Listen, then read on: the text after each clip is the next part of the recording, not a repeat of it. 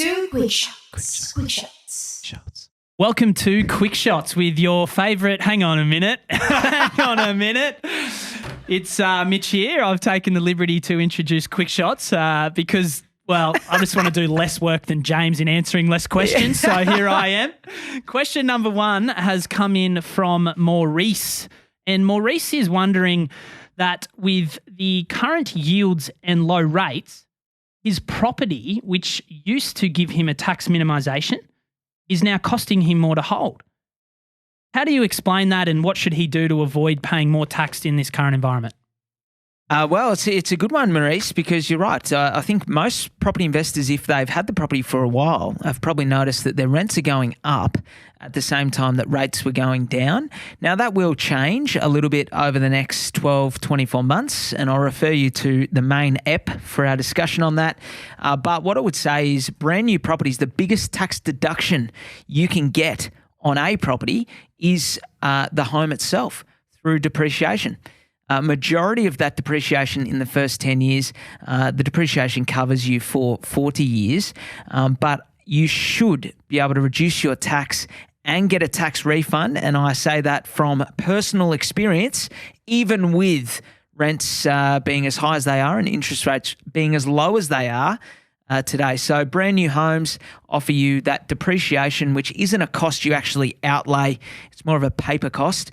But that'll get your tax down, Maurice. Sounds like a good Aussie there who just wants to pay less tax. I love it. I'll go to this one. Melissa has sent it in. She wants to know, Mitch, should I be, with interest rates going up, should I be fixing my home loan rates today? Great question, Mel. Look, I think Mel, you know him personally, do you? Yeah, I feel like Mel would like that with the question. I'm talking about her interest rates. Come on. I reckon I at least earn the right to call her Mel. But no, great question. So look, I think, fixing your rate can lock in a lower rate and also give you certainty on repayment. So on that side of the spectrum, it's quite good. But on the other side, you're less flexible with how you can use the equity in your property. So obviously, by fixing in for a rate, if you want to go and pull out money to buy something, invest, whatever, you will be limited or subject to paying break costs. There is, however, the option to fix a portion of your loans and keep a portion of those variable so you can have the best of both worlds. Cool. Moving on now, I think this one's come in from, actually the name hasn't appeared on my screen here, but this Adam has sent this one, Yes, so Adam has sent in, Labor are rolling out have proposed to roll out a policy where they have effectively helping home buyers, access equity and purchase property by way of a exchange on them owning a share. I've completely butchered that question because it's not written down in front of me. But maybe, James, you can summarize the question and therefore the answer. We spoke about it over a coffee before we started, and correct. they've just tell you what, lucky you got the intro right.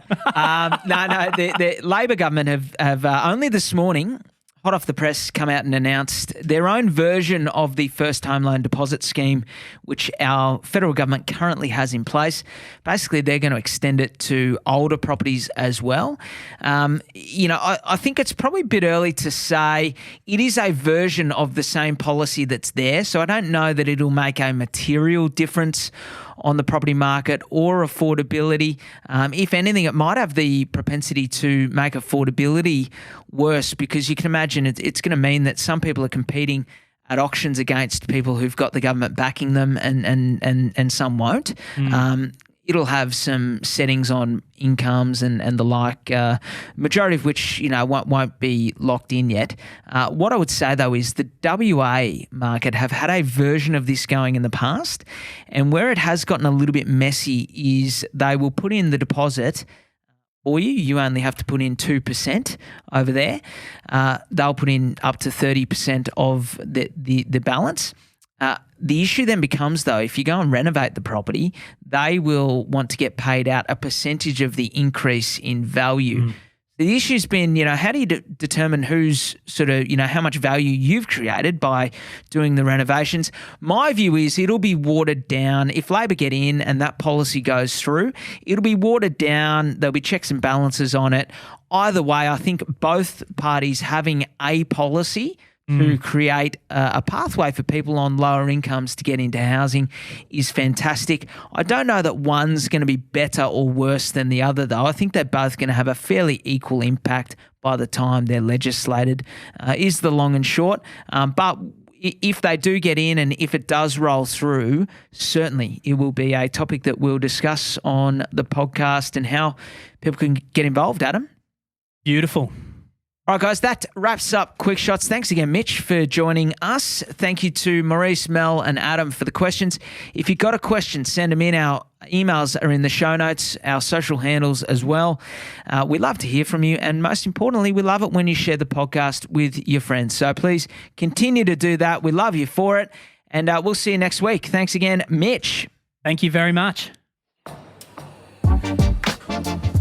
Thanks for listening to another episode of The Double Shot with your favourite cousins, Alex and James Fitzgerald. If you've got a burning question or something we absolutely need to talk about on the pod, please write to us. Both of our emails are in the show notes. For little real estate tidbits and a little bit of banter, okay, a lot of banter, you can follow us on the gram. Our handle is thedoubleshot.podcast. That, my friends, is thedoubleshot.podcast. Until next time, think of us when you sit back and sip your next double shot.